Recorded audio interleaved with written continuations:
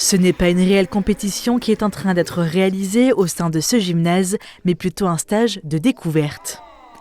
Ici, 14 jeunes présentant un handicap physique et ou sensoriel vont essayer de nombreuses activités sportives et cette première journée démarre avec des jeux avant de s'essayer à la boccia et au curling. Ce qui me plaît, c'est les jeux qu'on fait, des tournois, des matchs, on se déplace. On a fait du tableau, on a fait plein de trucs. Et on a fait des pétanques. Cet après-midi, on va faire badminton. J'aime bien le badminton. En fait, j'aime beaucoup de sport, mais j'ai un handicap et du coup, je peux pas. Ça m'empêche de faire de la natation, par exemple. Je suis pas encore au point. Cet événement, organisé par le comité handisport de la Loire, va durer 3 jours. Les participants sont surtout des jeunes éloignés de toute pratique sportive.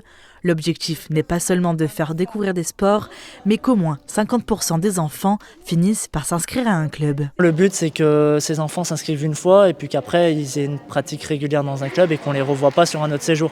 Là, on en a 2 qui ont voulu le refaire parce qu'ils ont vraiment adoré le séjour.